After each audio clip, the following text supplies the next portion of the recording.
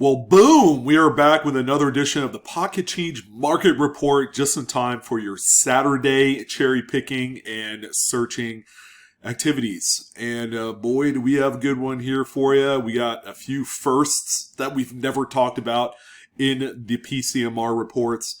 But if it is indeed your first time here, all right, first and foremost, it's a pleasure to have you on board as we take a look at some pretty spicy coins that have either been found going through pocket change, coin rolls, all of the current very trendy ways of finding errors and varieties. If you could find it, you could sell it, and you can make a nice grip of cash in the process.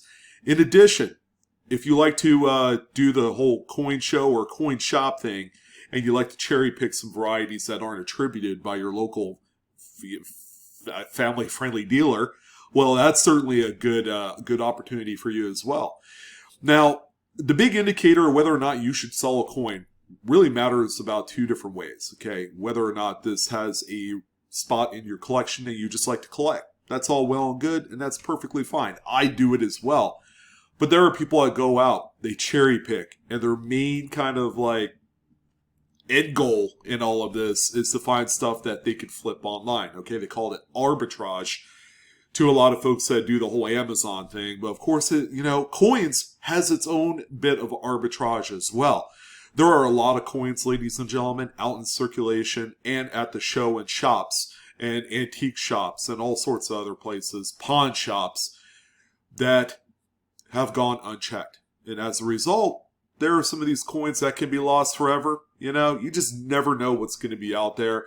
But I guarantee you could take something that you had originally found for a penny and turn it into $50, for example. It's that easy. All of the sales, of course, that we highlight on the Pocket Change Market Report come off of eBay within the last 24 to 48 hours. And most importantly, most of what I talk about are raw coins, which means they're not graded. They're not graded by PCGS or NGC or any other grading company. I might make an exception here and there depending on how unique that coin is, but I like to talk about ungraded coins because the idea, again, is you turn and flip these coins that you do find for a modest amount of cash. All right, now there's going to be a time and place to get something graded, sure. But a lot of what I do have to talk about are, kind of like the most affordable, but yet you see the impactful amount of money you make off of these coins, and you don't have to waste $30 to grade them. So let's go ahead and jump right in, shall we? We have a pretty big list. We got 38 coins this week. So grab a cup of coffee, grab a sandwich, and let's go ahead and do it with the first set of coins. We actually have 3 or 4 modern Roosevelt dimes. They're all pretty similar as far as the type of error they are, but just take a look at this one here. We have a 2007 Philadelphia Roosevelt dime. As you can see, it is a little bit broad struck. I would say broad struck because you still have a clearly defined kind of rim area here, where if this was off center, it'd be about 10% off center, and you would begin to see the rim disappear. Maybe it'll cut into the 7 of the date a little bit. But this is a nice broad strike. It's also worth mentioning that we have some stuff going on here behind the torch and olive leaves. Maybe some feeder finger damage, some strike through action. There's a lot going on with this coin. But this is a coin, again, that can be found out in circulation today. And this one sold for $12.04. All right, great way to start it out. With a coin you could sell for 120 times face value. I'd say that's pretty good. The next one that we have here is a 2006. This one also of Philadelphia, and I'll say that this is either a broad strike or maybe it's off-center struck by a little bit. It's kind of hard to say when it's off-center by about 10% or less. You just don't get a lot of the actual cutaway into the design when it's that minimal. But people do collect these by date, and when they do, they like to see a full date and mint mark, and they pay some premiums on there. This one, of course, sold by the same seller as the previous coin, sold for $10.84 here in the last day or two. And one more from the same seller. We have a 2003 Philadelphia this time. And this one I would say I'm more confident in attributing as being a broad strike. You do still have a full rim here on the other side. So broad struck error coins are produced without the aid of a collar that holds the coin in on the strike. So on broad strikes, normally a Roosevelt dime will have the reeded edge, the area that is most wide as far as the rim. Will probably not have the reeds on the edge because there's no collar. The collar holds the design of the reeds that are impressed to the edge of the coin, and this one does not have it. Now, this is the least valuable out of the 3 coins, and this one sold for $9.45 here in the last day. Our first bit of currency on the list, we have a 1995 Series $1 Federal Reserve note. This thing looks like it's seen quite a bit of activity in the good old commerce land, but we have right here what looks to be an ordinary dollar bill. But when we flip this thing over, as you can see, we have a full front-to-back wet ink transfer. All right, sometimes it's also referred to as an offset transfer. But you can see the blacks of the front printing that's been transferred onto the back sheet area. So I would imagine maybe a whole sheet was affected by this, and it's a very common error. But this is something that is collected by currency collectors, especially the error types. And when it's 100% full involvement of a transfer, that's where it's worth the most amount of money. Now, this one is what I consider to be kind of like a 5 out of 10 as far as the saturation of the ink that is settling on the back of the note. But this one right here, again, for $80 is what it sold for. This is like easy money. And I found a few of these in my strap hunting career, which spans 2 decades. So I'm not going to say that they're super common, but they are one of the most common error types to find, whether it's a full involvement, 100% wet ink, or maybe a partial, that could be like 30%, 40%, what have you. But that's a good rate of cash and not bad for, something you find for $1 from buying a cup of coffee. So there you go. It's also worth mentioning that on a wet ink transfer, you'll see all of the design devices mirrored backwards, so they'll read backwards on there. Now, this particular coin right here was actually in some sort of weird off-market graded holder. So I figured, I'll go ahead and throw it up here, just so you can see what a Lincoln cent looks like when it's struck through a very late stage die cap. Very late stage in a sense that the die cap is pretty well thinned out to where you actually get some of the devices poking through that die cap, like the date. It's a 1976. You can see Liberty. You can see the entire profile here of Lincoln. And then you can probably make out a few little words, letters here in the motto, "In God We Trust." Just a superb looking coin. These pop up when you least expect them in roll hunts. And I'm happy to announce that this one sold for $94.30 here in the last few days. All right, so the Delaware quarters, the brand new 2021s with Washington crossing the Delaware, these have been kind of surprising me. We're continuously finding out new errors pop up on these. We've yet to see a notable double die, but I have a feeling we might see one of those here in the future. But this one right here, as you can see, there's something going on in front of Washington's face. Okay, so upon closer examination, what we really do have here is actually a die clash. And it's it's just this one spot. I didn't see any other spots of a die clash on the coin. But again, it's as simple as finding something so minor like this. And don't forget, use the magnifiers. Anything 10 times power is perfect for events like this where you're cherry picking and hunting coins and all that great stuff, because you'll be able to easily identify something like this. So a relatively minor die clash, but it is one. This one sold for $10.45. which is a surprising amount of money. It's 40 times face value. Yeah, actually 41 times face value. So it's a little, it certainly meets and beats my expectations of what something like this does sell for. But again, if it's the first one to hit the market, that's where you're going to see the easiest, highest amount of money realized for these type of coins. Now, this is a much more impressive off-center struck Roosevelt dime compared to the first three we looked at today.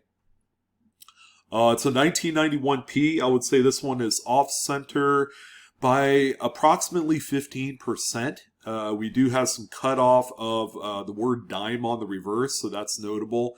And this back edge just barely clips the back of Roosevelt's head. So this one looks good. It's in great shape. Nice mint state example. And this one sold for $35.68. For that kind of money, I would say that this is probably a little bit tougher date to find off-center struck coins. And again, this is a very fringe error collecting direction for some people where they actually collect these by date. Roosevelt dimes are kind of a funny denomination in itself. Not a lot of people really pay attention to this particular denomination. And because of that, if anything noteworthy is found, the market is pretty strong for these type of coins. Our next piece of currency, and we got two in a row here, is a $5 Federal Reserve note. It looks to be in pretty good shape, but you can see the fold lines, so it's not perfect, crisp, uncirculated. But this is a little bit older 1988A series small head. These pop up on occasion on the, going through bank straps and stuff like that. I would say more banks are beginning to pull these older small head notes out, just to avoid confusion with today's youth and all that great stuff. I actually spent one of these probably about a year ago at a Starbucks drive-through, and they actually... The young lady ended up getting the manager just to verify if it was a real note. And it's one of those weird instances. It's like spending a Susan B. Anthony dollar or an Ike dollar. You kind of get the weird kind of like, they give you the one eye with the eyebrow raised up, like, what are you trying to pull here type of attitude. But it's all well and good. Too much of a rant there, huh? But on this note, we have a pretty nice reverse, what they call solvent smear, or it's simply just an ink smear. And normally, when you get an ink smear on a note, it's going to be from the type of ink that's being used on that particular side. So as you can see, this is all green ink used on this reversed image. So it's only natural that you find this green ink on here as well. If it's any other color, that's usually something that I would question to its authenticity. But this is a phenomenal looking note. It's sold for $119.50. And we have another one here as well. This time a much older 1963A, although I've seen these on 80s and 90s series notes. So also keep that in mind. And you might even find these in much newer notes as well. But we have this, the black solvent smear inking going on here as well. Doesn't affect the reverse at all. And this one sold for $99.95. Our first kind of major off-center error on a coin is going to be this Lincoln set. Now, this is a post-1982 copper-coated zinc. You can see the zinc areas right here. The coin itself is in pretty decent shape, although keep in mind storage and preservation is everything with these copper-coated zincs, because once you have them exposed, any sort of moisture will react to that in a negative way. Plus, you'll get all sorts of unsightly copper type of carbon spotting, which is what you already see on this one. This one does not have a date. And believe it or not, this is actually a two-coin lot. Here is the other sides of the coin. This one looks to be a 1996D, so that does have that going for it. Like I've always said, full date, full mint mark coins will be much more coveted on the secondary market. I just kind of wish the seller had highlighted the 96D off-center in the main picture rather than the other one, I think they would have gotten a lot more money from this. This one only sold for $16.45, where this coin, because it's what I call an atypical, much more scarcer date for off-center strikes, would probably command by itself 15 to 20 bucks. So someone certainly did recognize this particular coin right here, and they bought it. And they're probably, either going to add it to their collection of off-center coins, or they're going to flip it and make a nice little profit. So that's a pretty good one right there. Now this one is really major. This is about 95% off center. It is a Lincoln cent. You could see the letter O in one. It doesn't really produce a whole bunch of devices on the off center portion of it. Now it's kind of a tall order for a coin that is struck so far off center to have, like, say, a full date, or, like at least the last 2 digits of the date with the mint mark. You just don't see that, and the times that we do see it, those are prohibitively expensive coins that sell for hundreds of dollars. This particular example is a pre-1983 bronze planchet. That's also worth noting. And this one only sold for $8.50. Again, proving once again that a date will make a huge difference in these type of coins. Now this is pretty neat, one in which I can't believe is not graded. This is a Lincoln Memorial cent. Again, it's a copper-coated zinc age composition, and this one actually has an indent with a brockage in there. You can see it pretty cleanly right here, the reversing of the letters on E pluribus unum on there, and the top of the memorial. All right, so you can see that kind of stuff on there. So nice little off-center mirrored brockage type error. You're probably more likely not going to find something like this in pocket change. This is going to be more of a, I found it at a coin show, and the deal was just too cheap to pass up. This one right here sold for $44.50. This off-center brockage is about 25-30% off-center. Now, what do I always say about checking your silver? You do it. You check all your silver, from your silver wartime nickels through your dimes, your quarters, your half dollars, and even your large-sized dollar coins, because there are a multitude of not only varieties, double dies, RPMs, but also a ton of various errors. This coin right here, ladies and gentlemen, has its issues. It's got a few scratches on the reverse. It looks like it's been cleaned. So obviously this is just a coin worth melt value, which is what, $2 and some change. But this one has a really shallow, small rim clip. And you can see that evidently on both sides of the coin, with some Blakesley effect more notable on the reverse right here. So that's a flattening of the rim opposite of where the clip is. You always want to look out for that. Surprisingly, this is a coin that this individual had clearly exchanged $2 in melt value. Forget this, $31 total out the door with shipping. That's a heck of a flip right there. And again, it's minor. It's on a funny date, 49S, so that has it going for it too. And someone saw the uniqueness of this coin and paid up for it. All right, is it worth it? Yeah, I would say it is. Here's another one right here by the same seller, although this looks like a much more honest, very honest looking coin. This one has almost like a raggedy clip. It's very shallow. Let's see, probably this one. This one right here, this is the Blakesley. That's kind of hard to say. This coin is funny, but it does have some shenanigans going on. It's a 45S Mercury dime, so it's like a really shallow clip. Nothing major. This one sold for $22.95.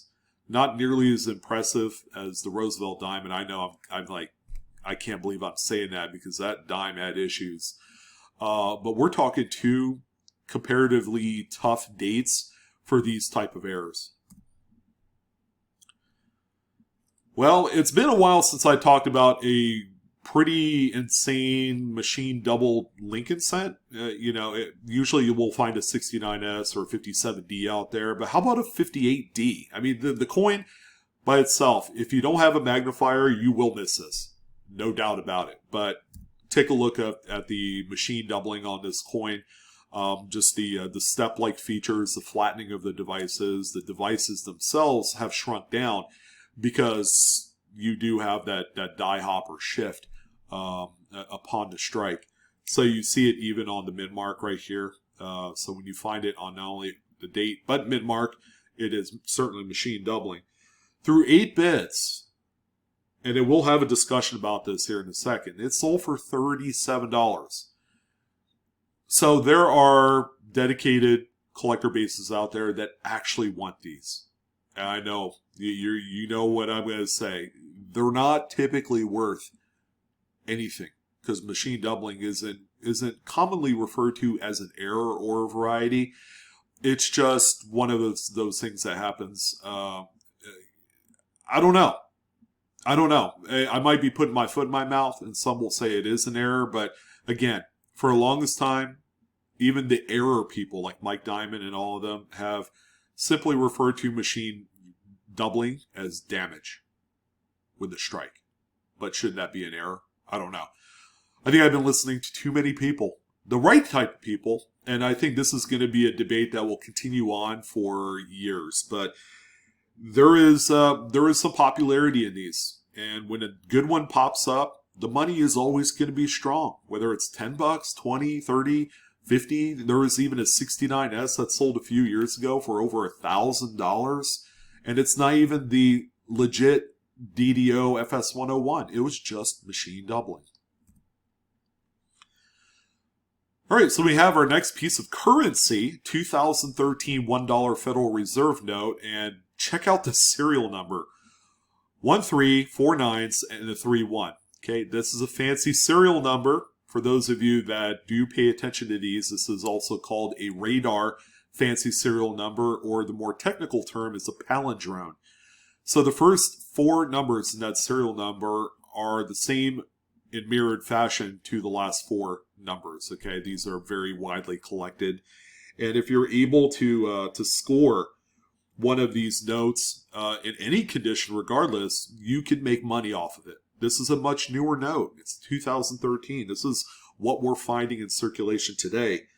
Through 6 bids, how about $10.50? Again, the condition is everything, but this is a note that is to have some circulation. It's got a pretty distinguishable centerfold, and it still managed to squeak out over 10 times face. That's pretty phenomenal. So make sure you look out for these interesting serial number patterns.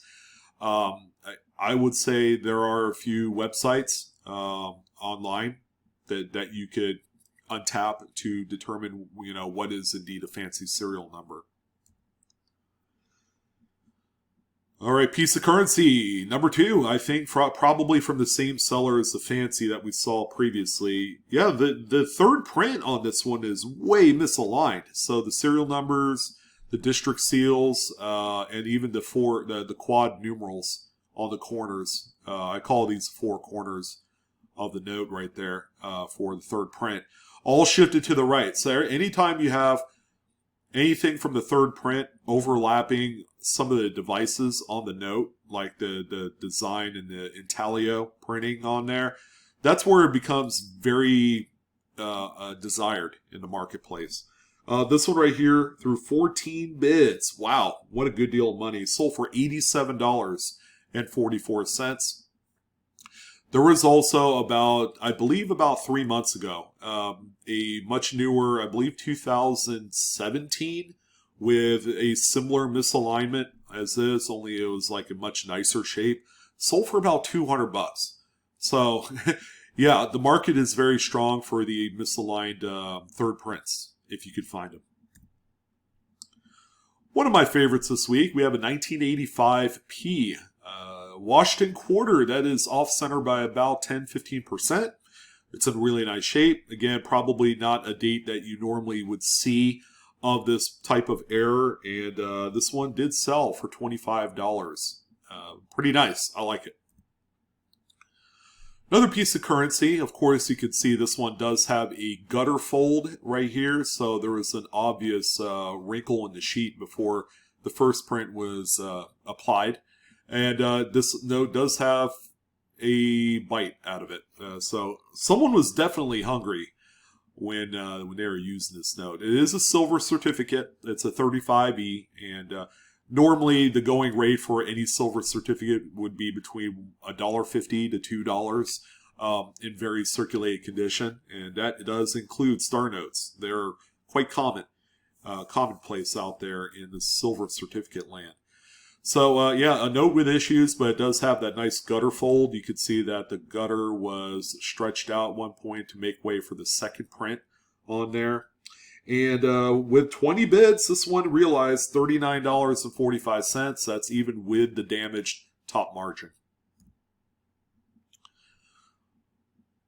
Wow, bicentennial coinage. We haven't talked about one of these in quite a while, let alone a Kennedy bicentennial with Independence Hall, but this one has a pretty nice strike through on the reverse, so probably through a nice little slath of grease on the dies.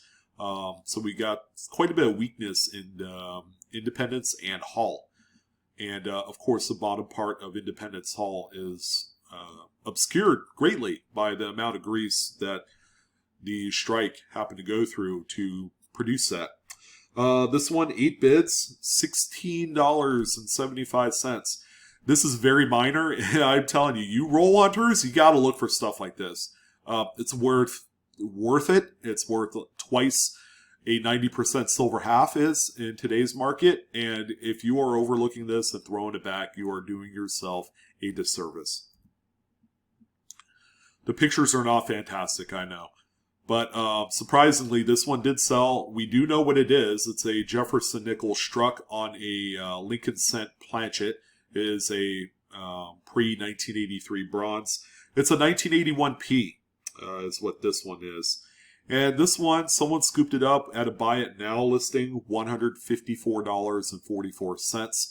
More than likely, this is a coin that is probably intended for a slab holder, a graded holder, but will probably end up in a collection.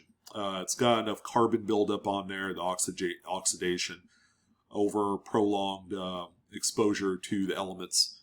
And it's not fancy, that's for sure, but you do know exactly what it is. For all of you folks north of the border, you guys have probably looked for these quite a bit. This is a 1964 Canadian 5 cents. This one is what we call in the variety field as being the extra water line. All right, so what does that look like up close? Under the designer initials KG on the reverse, this one has the one extra water line here at the top. And that's what you're going to look for on this particular coin. It's not particularly rare, and I actually went through a bunch of BU rolls and had found some of these about 15 years ago and had sold them for like 20, 25 bucks. I would imagine they're worth a lot more than that. But this one is quite a bit uncirculated with a few nicks and scratches on there. And this one sold for $9.36, and that's with 10 bids collectively. This one's cool. For all you folks there west of the Mississippi River, there is still hope. We have a 1993D Lincoln Memorial cent. You probably already see it already because it's quite bulbous and very, very noticeable. But we do have what we call a beehive die chip right here, one of the bays of the Lincoln Memorial. I do have the same very exact one right here, and I do know that if you rub your finger across it, it's noticeable. It sticks out quite a bit. This one right here, ladies and gentlemen, 12 bucks. I mean, it's as simple as that. These little fringy, what they call beehive type of die chips, whether they're on the side of the building, we see it on Jefferson nickels, or on inside the design devices. People love them, and they sell for a very respectable amount of money. So keep an eye out for these. They're not that hard to find. If you go through coin rolls, this is something, again, that pops up pretty frequently in your searches. Now this is a pleasing looking coin right here. A much older 1954S Jefferson nickel. Yeah, the seller is Simply Coins. All right, so that was on there. I left it on there. But we have a pretty nice strike through right here by the date. Some sort of like maybe metal shaving or a piece of wood of some sort was on the coin before it was struck and had fallen out. So there, pretty nice little strike through. That is not a scratch, by the way. It doesn't have the buildup of the material like a scratch does. And this one sold for $12.90, which is, I say, pretty good. All right, so yeah, one of the brand new Lincoln Shield cents, and I'm telling you, ladies and gentlemen, Lincoln Shield cents are a haven of not only varieties but errors, and especially since last year, since the pandemic started and quality control went in the toilet. Boy, oh boy, has a lot of stuff just come out into circulation. And people, searchers, are taking advantage of every opportunity while they still can. Because once the mint hires more people, they begin to tighten up and implement quality control, you're going to see less of this stuff. And that's an obvious foregone conclusion because technology will take things over here pretty quickly. But this one right here is slightly off center by about maybe 10%. I mean, it's nothing really major. It does have the beginnings of a die chip here above the shield area above Unum. And through 19 bids, $23.50, which is a tremendous amount of money. That is a lot of money for coins like this. Can you imagine going through a box and finding like 10 of these? Because I guarantee you there's going to be a few of them in there. So here's our first like major lot, and I think that this might be the only one, but I always tell folks to keep an eye out for lots that look like this, so that way you can buy them, add to your collection, or resell all the coins singularly. People would normally, take a little bit of a hit on the actual value by selling it as a lot, as opposed to selling the individual coins as is. But we have 6 Lincoln cents that are all off-center by some degree. And this one right here has a full date. It looks like an 87. This one has a partial, although you can't really make out what that last digit is. So you need to plan for stuff like this and know exactly what you're buying. You need to take a look and see how much sold listings have gone for. Here's the backs of them. The pictures are not fantastic on this. A little bit off-center or a little bit out of focus, and the lighting isn't that great. But through 11 bids, this one realized out the door with shipping for $30.75. So that's roughly $5 a coin. I'm willing to bet you'd be able to squeeze about $10-15 a coin if you did resell them on a single coin basis. Again, statehood quarters with errors are tough. They are really tough. The U.S. Mint did a lot of things right when they produced this, and mint errors was just one of those things you didn't see that much. And even if you did, they all ended up in big collections, never to be found again. So kind of like your missing clad layers and your double struck, triple struck coins, those were all found many years ago. But this is a very well loved. I mean, this one had seen a lot of circulation, obviously. 1999 D, it's a Denver Mint, Georgia State Quarter, and it's off center by about, I'd say like 10 to 15%, somewhere around there. This one was sold for $26.45, which is a solid sale, but it goes to show you that there is some desirability for any type of error on statehood quarters. The listing of the week is going to be this one. This is a new one, all right? Not only is it double struck, that's apparent. The secondary strike is 90% off center, but do you check out the weakness on the strike of this coin? No, this is not a struck through. This was not struck through grease. You know how I know? The rims are almost completely gone. and both sides of the coin are greatly affected by whatever happened. This, ladies and gentlemen, is probably one of the rarest errors that you will lay eyes on this year. I guarantee it. This is a die adjustment strike with a off-center double strike feature that's 90% off. How do you quantify something like this as being ever existed? And this thing looks like it's circulated a good deal before it was found. I would say it's like AU condition, but boy, this is a gauntlet of a coin. I look at the amount of money it sold for, and I'm thinking to myself, seriously, I think it could have sold for a lot more than that, like 4 figures a lot more. This one sold for $379.99.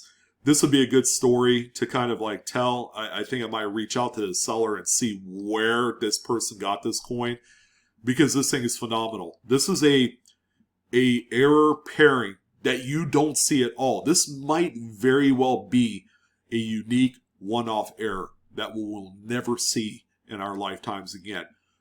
$380 is all it's sold for. I'm thinking that's easily a $1,000 coin right there. I've seen die adjustment strikes all on their own sell for $500 to $1,000. So there you go, ladies and gentlemen. This is your bomb of the week. And boy, is it nuts. So congrats to the seller, and congrats even more to the buyer. This is a phenomenal coin. Here you go, another 2020, right? Again, people are going crazy. They're having a lot of fun with a shield sense. 2020 off center by, again, probably 10%-ish, somewhere around there. This one sold for $19. Not the best picture, maybe a little bit out of focus, but you know, you could see it all good, you know. It might even have a little bit of a partial tilted color error on there. You could kind of see kind of like that notched rim, kind of like a railroad rim style edge that you see right here. So it could be that as well. But that's not bad. $19, I mean, that's money in the bank. Well, you know, when I display this very box of pennies with that pink background, and I do this probably a couple times a month, you know that the secondary market for sealed boxes of pennies are still pretty good. Again, this is another one from the same seller, sold for $74.95. That's actually kind of a bargain, seeing as how not a lot of people can get pennies. Some of you might be different. But in my neck of the woods, I could get $5 face at a time, and that's it. But yeah, that's pretty cool. Profit-wise, you know, you're probably looking at about $20-25 with every $25 face penny box sale that you do make. Another off-center, but this one also has a full date on there. Pretty cool. It is a copper-coated zinc. It does have issues. It has like, this is definitely a damaged scratch area. Along with probably this area here on Lincoln's forehead. But it's in decent shape. It does have some carbon spotting on both sides of the coin. 70% off center is where I kind of approximate this one. 14 bids, sold for $15.72. Probably the last piece of currency for the week, and I believe it is. We have a 1977 $10 Federal Reserve note. Nothing going on the front. That's, you know, worth talking about, but there you go. Another complete 100% front to back offset error or wet ink transfer. So again, very desired based off of the 100% coverage of that first print on there. This one through 19 bids sold for $147.44. All right, that's a good way to wrap up currency for this week. Here's a well-loved 1909 VDB. Of course, you can see the initials on the reverse. First year of the Lincoln cent. This is the wheatback. This one does have a nice strike through right through there. You can see it. Could be a detached lamination. That's what was struck through here. But yeah, pretty apparent. Sold for $27.99. Look for stuff like this on all coins, not just the 1909. Another fantastic and much more attractive Washington quarter that's off-center by about 40% per the seller. Pretty cool. Again, when you have kind of like tougher dates, they are going to command a nice strong amount of money on the market.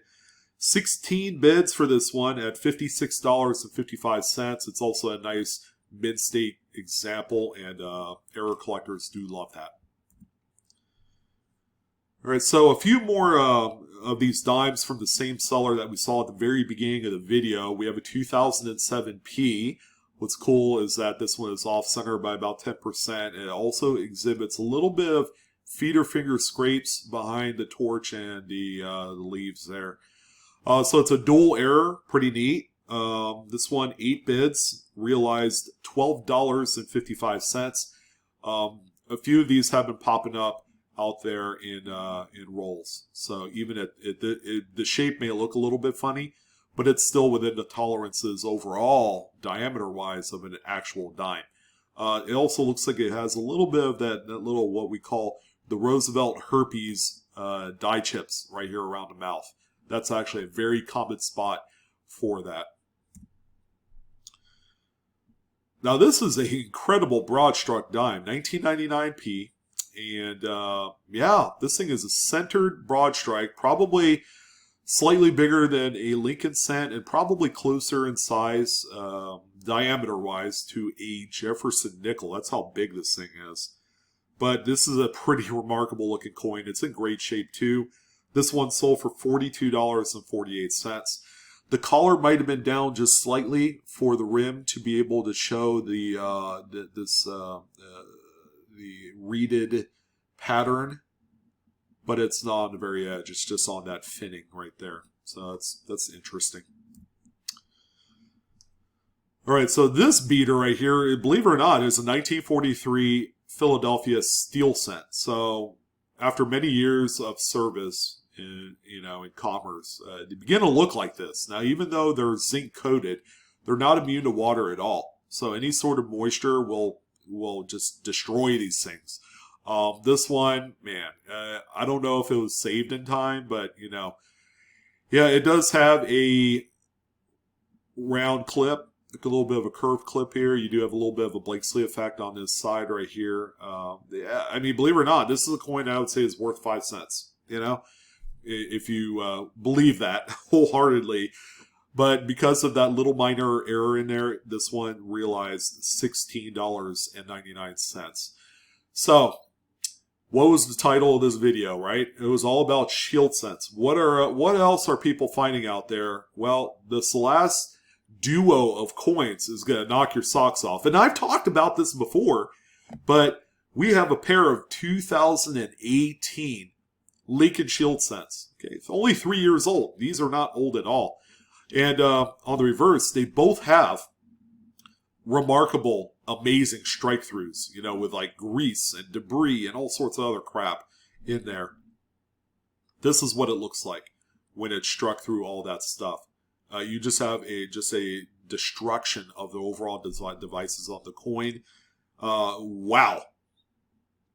Yeah, for the pair, $75. That's a good amount of money to make off of something like this, and they're not rare at all. If you guys are you have your things you want to say about Lincoln shield cents, about how they're boring to go through and all that, there are a bunch of double dies that are worth pulling out. There's a few very rare dates as well. 2010 is one of the best double die offers to look for. These errors, lots of strike throughs, lots of feeder fingers, a lot of clashes, lots of stuff going on. Love or hate this design, the shield cents have been fueling a lot of roll hunters here in the last 12 to 18 months. And the proof is in the pudding, ladies and gentlemen. When you can sell 2 out of pocket, out of a roll, Lincoln cents for $75, that says something. That is just proof that the market is strong. People are going out of their way to look through these coins. But that's going to go ahead and do it. What do you think? A lot of great stuff that you could be looking for this week. Best of luck in all of your hunting desires. I know people have been having trouble finding actual sealed product out there at the banking system, but always persevere. Always be persistent. Always ask, because if you don't ask, the answer will always be no when it comes to stuff like that. But I'm your host, Sean, with Blue Ridge Silverhound. It was a tremendous pleasure again, ladies and gentlemen. Same verse as the first. Don't forget to like, share, or subscribe if you enjoyed today's content. Hit that bell for instant notifications. By the way, we are back on Monday on the live coin Q&A channel with another amazing live stream. So if you do have coin questions, I want you to submit your photos to our email, and that's info@livecoinqa.com. We would love to hear from you. If you have something phenomenal you want to share, a recent roll find, or there's been shows here lately in the last 2 weeks, and you want to share those as well, bring them on by. Go ahead and send us an email, and we will throw it on this Monday's show. Thank you, ladies and gentlemen. Thank you for all of your support of my channel, and I hope to hear from you soon. You guys have a wonderful weekend, and good luck with your hunts, Coinaholics.